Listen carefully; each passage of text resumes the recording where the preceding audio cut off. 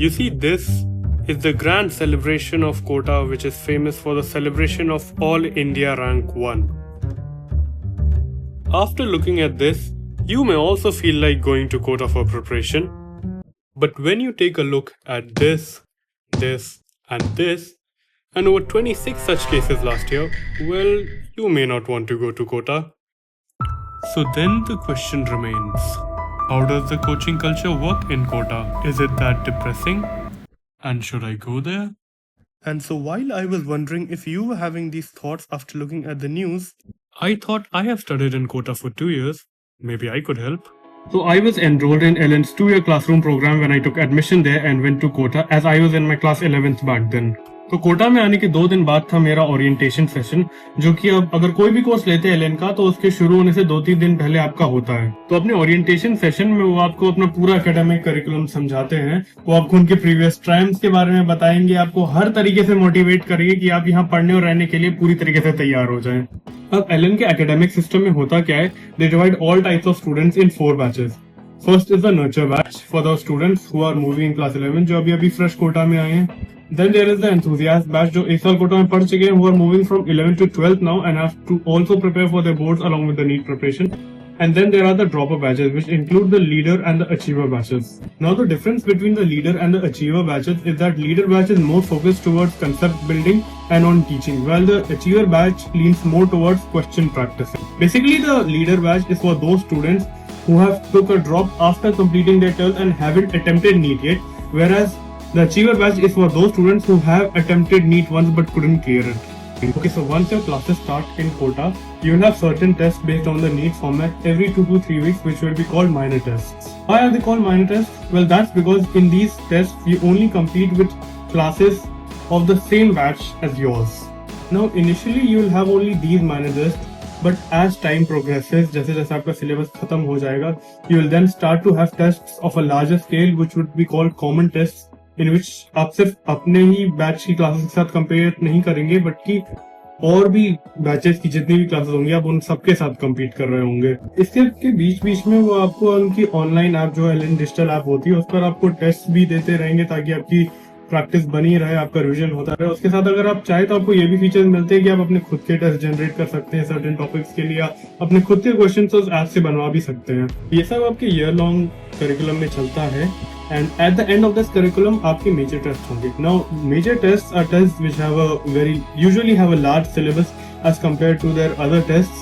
और उनमें वो आपके जितने भी आपके पूरे सेशन में जो पढ़ाई हुई है उसका पूरा टेस्ट लेंगे। So, नर्चर के एंड पर आपके 3 मेजर टेस्ट होंगे, जब बिकॉज उनको सिर्फ 11th का सिलेबस खत्म कराना है उसमें। लेकिन जब आप अगर 12th के एंड पर ही आपके ड्रॉपर बैचेस होंगे तो उनमें कोई भी ऐसा अगर आपका बैच होगा तो आपके 10-12 मेजर टेस्ट होंगे, जिनमें पहले वो 11th के कुछ पोर्शन का टेस्ट लेंगे, फिर 12th के पोर्शन का टेस्ट लेंगे, फिर पूरी 11th एक साथ आएगी, फिर पूरी 12th एक साथ आएगी, एंड देन फाइनली पूरा नीट का सिलेबस 11-12 दोनों मिलाकर आपको दे दिया जाएगा। तो आपके से 11-12 टेस्ट होंगे। एंड नर्चर के जो मेजर्स होंगे उनमें आप सिर्फ बाकी नर्चर के स्टूडेंट्स के साथ कंपेयर करेंगे। लेकिन अगर आपके एंथुसियास्ट, लीडर या अचीवर बैच में अगर आप हैं तो आप बाकी जितने भी अगर आप मैं जैसे एंथुसियास्ट स्टूडेंट हूँ तो मैं लीडर और अचीवर दोनों के भी स्टूडेंट के साथ उसमें कम्पीट कर रहा हूँगा। So like every other student, मेरा भी यही टेस्ट प्लान था।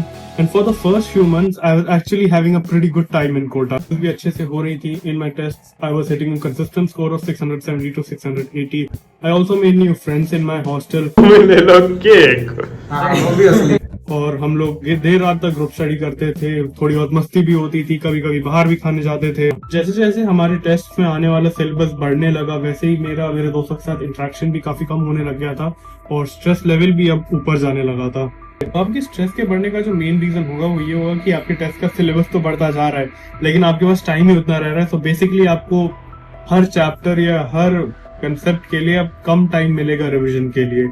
नॉट ओनली दैट बट वो उसके साथ साथ आपके टेस्ट का डिफिकल्टी लेवल भी बढ़ाते जाएंगे, विच naturally will tend to bring your score downwards. Now you could be a very good student and be able to maintain a stable score, and if you are able to do that, good luck my friend, you're on the right way. But this wasn't the case for me. My score took a toll when the syllabus increased and also the difficulty level also increased, due to which I had started to sleep less and take more stress, which I didn't know back then would take a huge toll on my mental health. तो finally करते करते मेरा जो nurture का course था वो जनवरी में खत्म हुआ एंड देन फिर हमारे नर्चर्स के मेजर्स हुए in which I got a score of around 630 to 640. In February we started our enthusiast batch as now we were supposed to move in our class 12. What we did in the enthusiast batch is what I believe is the reason for the toxicity that quota is infamous for. What the management does is that it analyzes the scores of all the students of the different nurture batches and it puts all the students of with scores of above 650 or with an aggregate of around 660 670 in one list, and then all of those students were separately put in one special star batch, you can say. I'm sure most coaching institutes do this, and probably their agenda or reason behind doing this is basically that they want to invest more in those students who have a higher chance of getting a good score and thus a good rank. This formula does work but not necessarily for all the students. You may think कि इसके साथ जो main दिक्कत होती होगी वो ये होती होगी कि जिन स्टूडेंट्स का थोड़े से 630-40 नंबर के एग्रीगेट की वजह से वो बैच रह गया होगा, उनके साथ पार्शियलिटी होती होगी, उन्हें वो गाइडेंस, वो फैसिलिटीज, वो मटेरियल्स नहीं मिलते होंगे जो स्टार बैच वाले स्टूडेंट्स को मिलते होंगे. To be honest it's not really the main problem because मैं एक स्टार बैच का स्टूडेंट रहा था और मैंने देखा है कि जो फैसिलिटीज हमारे पास होती थी वही 99% of the same were present with the other students as well. हमारी बुक्स, हमारे टीचर्स, हमारी फैसिलिटीज सब कुछ मैच करता था हमारे जो नॉर्मल बैचेस थे उन सब के साथ. हमारे पास कोई ऐसे स्पेशल फैसिलिटीज या स्पेशल चीजें नहीं होती थी ऐसे कि बहुत हाई लेवल की टीचर हमको पढ़ाने आ रहे हैं, ऐसा कुछ नहीं होता था. हाँ, ये जरूर होता था कि ऐसी कुछ चीजें होती थी जो सर सिर्फ हमारी क्लास में बताते थे या कुछ ऐसे हाई लेवल के क्वेश्चन होते थे जो सिर्फ हमें कराए जाते थे. बट रियलिस्टिकली वो नीट के लिए उनमें से कोई भी बहुत ज्यादा इंपॉर्टेंट था नहीं, क्योंकि नीट में ऐसे हाई लेवल के क्वेश्चन आते नहीं है. नीट में यूजुअली मॉडरेट क्वेश्चन के इजी क्वेश्चन ही आते हैं. मेन प्रॉब्लम उस स्टूडेंट को होती जो उस बैच में था और वो स्टूडेंट मैं था. और मेरे साथ प्रॉब्लम क्या थी, यूसी जब आप किसी बैच के बहुत सारे कॉम्पिटिटिव और अच्छे स्टूडेंट्स को एक साथ बैठा देते हैं तो फिर उस बैच में अचानक से कंपटीशन बहुत ज्यादा इंटेंसिफाई हो जाता है. मार्क्स पर पहले आप अपने बैच में टॉप किया करते थे, हो सकता है कि उन सेम मार्क्स पर अब आप अपने एंथुसियास्ट के नए बैच में टॉप 30 में भी ना हो. Now I understand that the main reason behind doing this was to maintain vigour and the motivation to study harder among the top scoring students. And may be I am wrong here but it kind of did the exact opposite for me. ऐसा हो सकता है कि इस सब में कमी मेरी मेहनत में रह गई हो, लेकिन मुझे ऐसा पर्सनली लगता है कि ये करने की वजह से, क्योंकि मुझे वो इनिशियली वो रिजल्ट्स नहीं मिले जो मैं चाहता था या मैं एक्सपेक्ट कर रहा था, तो डिमोटिवेटेड कि मैंने अपना पूरा रूटीन ही बिगाड़ दिया. नींद में वैसे भी ढंग से नहीं ले रहा था as I had mentioned before, और अब इस डिमोटिवेशन की वजह से मैं महीनों तक ढंग से पढ़ नहीं पाया. मैं अपने कमरे में सिर्फ पढ़ा रहता था डिप्रेशन में आधे टाइम. कभी कभी तो क्लासेस भी नहीं जाता था. मेरी हालत बहुत खराब हो चुकी थी उस वक्त. मिला के मुझे जहां और मेहनत करनी चाहिए थी और हार्ड स्टडी करनी चाहिए थी उसका वो एग्जैक्टली उल्टा रहा था. द रिजल्ट ऑफ विच अब मेरा स्कोर भी डाउन जाने लगा था. मेरा स्कोर 610 से 640 के ही बीच में अटक गया था मॉक टेस्ट में, उसके ऊपर जा ही नहीं पा रहा था. सबके साथ साथ अब मेरे अपने दोस्तों के साथ भी आर्ग्यूमेंट्स और झगड़े होने लग गए थे. मैं बहुत चिड़चिड़ा हो गया था. मेरा कोटा में रहने का या कोटा में पढ़ने का बिल्कुल भी मन नहीं करता था. मेरी हालत इतनी खराब हो चुकी थी कि कुछ टाइम बाद मैंने ये डिसीजन लिया कि मैं एक ब्रेक लेकर अपने घर जाऊं कुछ टाइम के लिए. इस डिसीजन को लेते वक्त मैं बहुत ज्यादा हेजिटेंट था क्योंकि मैं मिड सेशन अपनी प्रिपरेशन को छोड़ के वापस घर जा रहा था. Later on, this decision actually proved to be the best. घर जाने के बाद आसपास का माहौल बदला. I did a restart और दोबारा से ढंग से प्रिपरेशन को मैंने स्टार्ट करा. धीरे धीरे उस वजह से फिर मेरा स्कोर भी इम्प्रूव होने लगा. मैं नई स्ट्रेटजीज यूज करने लगा रिवाइज करने के और प्रिपरेशन के. नवंबर के फर्स्ट वीक तक आते आते जो हमारा एंथुसियास्ट का कोर्स था वो पूरा हो चुका था. हमारी क्लासेस पूरी हो चुकी थी एंड जो नया सिलेबस ऐड करा गया था जस्ट उसके लिए कुछ स्पेशल क्लासेस लगाई गई थी. वो 1-2 हफ्ते तक चली. By the end of November वो भी पूरी हो गई थी. आफ्टर अ सर्टेन गैप दिसंबर के सेकेंड वीक तक आते आते हमारे मेजर टेस्ट स्टार्ट हो गए थे. जो फाइनल मेजर टेस्ट होने थे उसमें हमारा पहले 11th का पूरा सिलेबस, फिर 12th का पूरा सिलेबस, फिर दोनों का साथ में.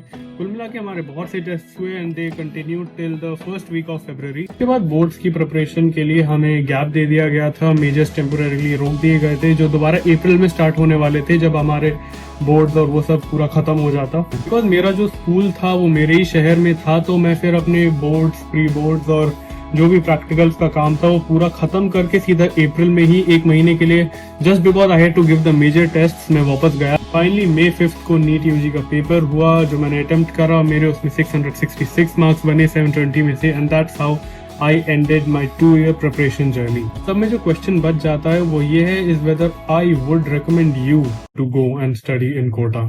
इस सवाल का जवाब आपके लिए क्या होना चाहिए ये आपको मेरी आने वाली कुछ बातों से पता चल जाएगा. अगर आप यूजुअली लोनली रहने के ऊपर किसी की कंपनी को प्रेफर करते हैं तो फिर let's just say Kota is going to be hard for you. Extroverted person के लिए कोटा में रहना is way easier than an introverted person because एक extroverted person अनजान लोगों से बात कर सकता है, नए दोस्त बना सकता है एंड मोस्ट इम्पोर्टेंटली अपनी फीलिंग्स को वेंट कर सकता है. मैं ऐसा इसलिए बोल रहा हूँ बिकॉज मैंने ऐसा देखा कि बहुत से ऐसे जैसे मेरे फ्रेंड्स भी थे वो अपनी फीलिंग्स को या उन्हें जो लग रहा है वो अपनी सिचुएशन को अपने दूसरे दोस्त या जैसे मैं एक दोस्त था तो अपने पेरेंट्स से ज्यादा अपने दोस्तों के सामने अपनी फीलिंग्स को वेंट करना आसान होता है. तो अगर आपके पेरेंट्स मेडिकल के या फिर किसी और हाईली एजुकेटेड बैकग्राउंड के होंगे तो वो आपकी सिचुएशन को समझ पाएंगे because they have gone through what you are going through right now. अगर आपके पेरेंट्स इतने एजुकेटेड बैकग्राउंड के नहीं हैं या लेट्स से कि वो लोअर मिडिल क्लास से आप आते हैं तो फिर उस केस में हो सकता है वो आपकी बात को ना समझ पाए, उन्हें ऐसा लगे कि ये तो ना पढ़ने के या कोटा से वापस आने के बहाने ढूंढ रहा है बिकॉज अगेन हर किसी के पास सोशल और फाइनेंशियल प्रिविलेजेस नहीं होते. ये अब आप खुद से पूछिए कि एक अनजान टेरिटरी में आप कितना लोगों से इंटरेक्ट कर सकते हैं, कितना खुल सकते हैं. तो आपको ये भी कंसिडर करना पड़ेगा कि क्या आपकी फाइनेंशियल कंडीशन आपको 2 साल कोटा में रहने के लिए अलाउ करती है. Because after adding up the coaching fees, hostel fees, mess fees and all the miscellaneous expenses आपके 2 साल के कोटा में रहने का एक जो खर्चा होगा it can be somewhere around 5 to 10 lakh. After hearing all of this, I hope that you have a clearer picture in your mind of whether you should go to Kota for preparing for NEET UG or not. Always, I hope you liked the video. If you did, please drop a like and subscribe to the channel and also share this video to other people. Till then, I am signing off.